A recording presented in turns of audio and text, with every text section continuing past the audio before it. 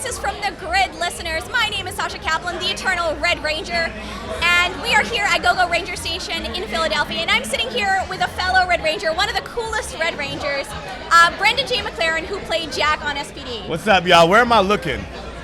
There you go. Hey, hi, everybody. What's up? Well, yeah, it's all good. Well, thank you so much for being here. I know your table's been very, very busy, so we appreciate you taking the time. So tell me a little bit about how you got cast for Power Rangers. What did you know about Power Rangers? What did you knew going into the audition? I mean, I had watched it as a kid, the original version, and then when I got the audition, I think I first auditioned for the season before me, and that's when I became aware that it was still going on. I didn't even know it was still happening. Nothing happened, and then SPD came up. I auditioned for SPD, and initially I was up for either blue or green, and then they told me I didn't get any of them. And then a month later, I got a call out of nowhere, and like, I think that we're going to cast you as red. So that's kind of how it went down. That's wild. Yeah. You kind of just went through the colors and ended up right where you needed to be. Yeah. So was there anything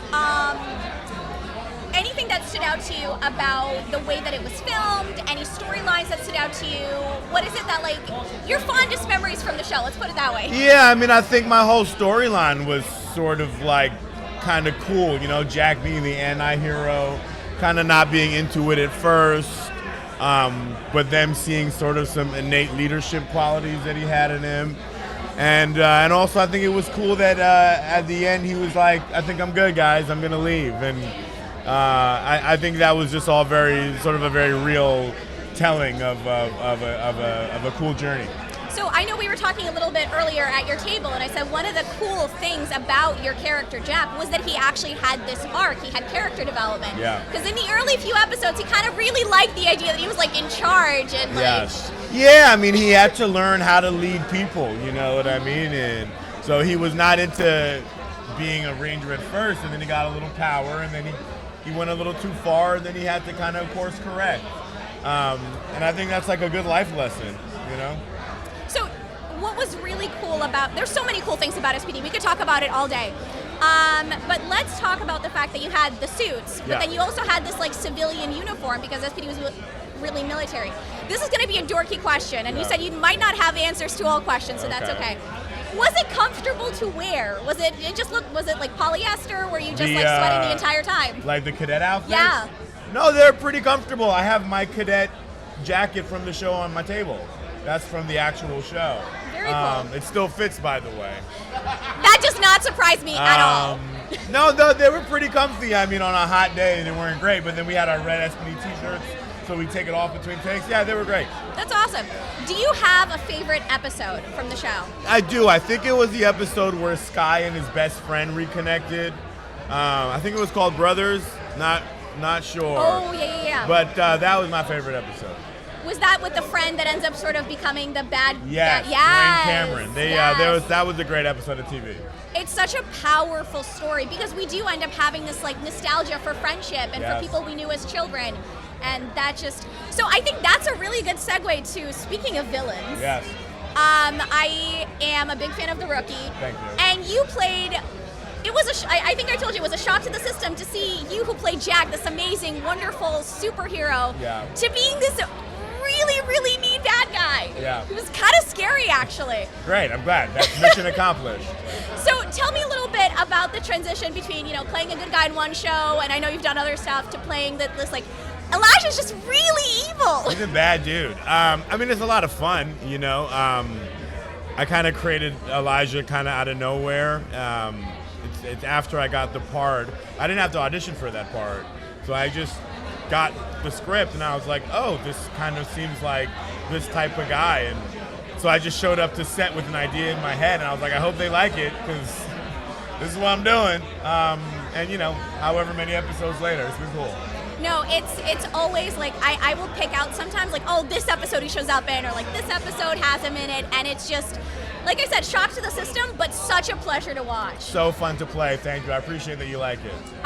So tell me a little bit about what got you into acting and what keeps you in the acting world.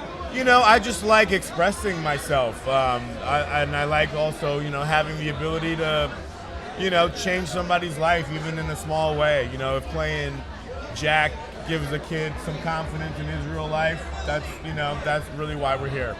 I think that's wonderful. Yeah. How has it been in the day so far? Because I know you do a lot of conventions. It's been great. I mean, everything is going on super smooth. It's packed. The people are showing up.